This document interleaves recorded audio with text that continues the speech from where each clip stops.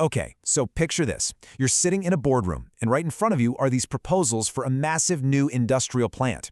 We're talking about $1 billion investment that could literally define your company's future. The problem, every single proposal looks completely different. Right? I mean, one contractor uses one set of assumptions, another one uses something totally different. The numbers just don't line up. The timelines might as well be from different planets. It's like trying to compare apples and oranges, except these apples cost $1 billion. A wrong choice here isn't just a little mistake, it could be a complete catastrophe. So how in the world do you find the truth in all that mess?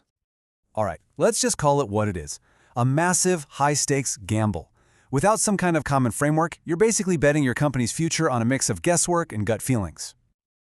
Just try to wrap your head around the chaos for a second. One bid might look cheaper up front, but it's hiding these huge long-term operating costs. Another one might seem really expensive, but that's because it includes critical backup plans, contingencies that the others just ignored. You're completely buried in data, but none of it is comparable. And this is exactly the kind of problem that leads to those absolute nightmare scenarios we all hear about. Projects that are years late, billions over budget, and sometimes they just get scrapped entirely after all the money's already gone. So, that's the problem. But what if there was a way to bring some order to all that chaos? What if there was a master blueprint, a shared rulebook that forced everyone to present their proposals using the exact same terms? Well, guess what? There is. It's called the AACE Recommended Practice 16R-90. Now, I know that sounds super technical, but its purpose is actually incredibly simple: to create a consistent, common language for evaluating these massive industrial projects. It's basically a standard that makes sure everyone, from the engineers to the accountants, is speaking the same language and, playing by the same rules. And this whole standard is really built on three simple but really powerful ideas. First up, verifiability. You have to show your work so anyone can come in and check your math. No black boxes. Second is comparability, and this is the big one. This is what ensures you're finally comparing apples to apples. And third, accuracy. The results have to be correct, but, and this is key, within a clearly defined level of uncertainty. So what is that level of uncertainty? What I find really interesting here is just how honest it is. This standard is designed for budget-type estimates, the kind you do early on in a project. It's not pretending to be perfect. It states right up front that the accuracy is expected to be in a range of plus 30% to minus 15%. It's a realistic framework for making informed decisions when you don't have all the answers yet. Okay, so that's the theory. But how does this blueprint actually work in practice? Let's break it down, starting with that first huge question. What is this thing really going to cost to build? And this, right here, illustrates one of the biggest misconceptions out there. See, most people think the cost of a plant is just the price of all the big, shiny equipment. But look at this. The actual purchased equipment is often just a quarter of the total cost. The real money is spent on installation materials, the labor to put it all together, the fees, and all those indirect costs you need to make it happen. So what the standard does is it forces you to build up that cost from the ground up in 4 really clear steps. You start with the direct costs, so the equipment and everything needed to install it. Then you add the indirect costs, things like temporary site offices, tools, supervision. Next up, home office and fees. And finally, and this is absolutely critical, the buffer, contingencies for all the stuff you don't know that you don't know yet. Okay, and this is where the blueprint gets really smart.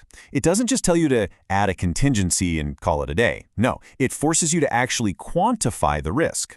So for instance, are you using some brand new unproven technology? The standard says you need a process contingency of 40% or even more. But if it's a technology that's already out there and used commercially, you might only need, say, 0 to 10%. It turns a fuzzy concept like technical risk into a real dollar figure.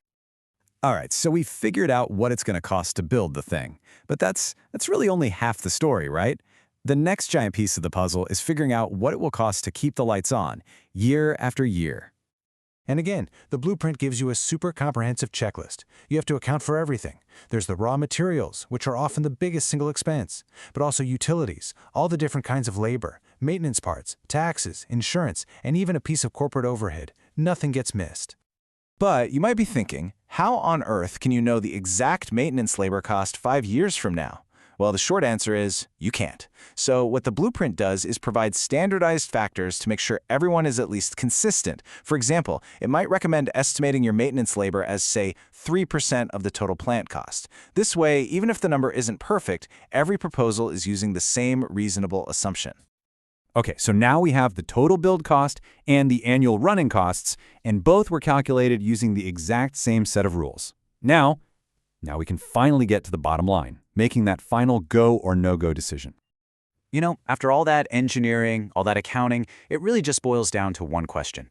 Is this billion-dollar investment actually going to make us money? To answer that, the blueprint gives us a few key tools, which it calls measures of merit.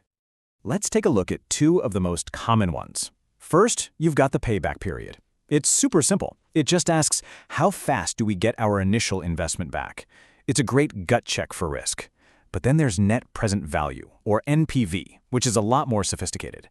It asks a much better question. How much total wealth will this project create over its entire lifetime? It's way smarter because it understands a really powerful idea.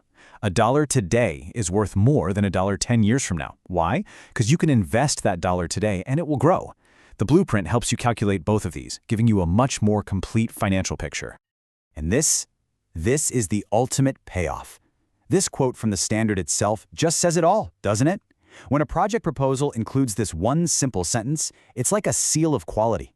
It tells you instantly that the evaluation is transparent, it's verifiable, and it's directly comparable to any other proposal that followed the same rules. The chaos is finally gone. You know, when you step back, this whole thing isn't just about building plants. It's really about a fundamental challenge we face pretty much everywhere, making clear, defensible decisions when faced with overwhelming complexity. And it shows that the first step to making a smart choice isn't always about finding the right answer.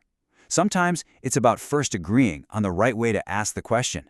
So it makes you wonder, in any complex field, just how important are these shared rulebooks that let us all do that?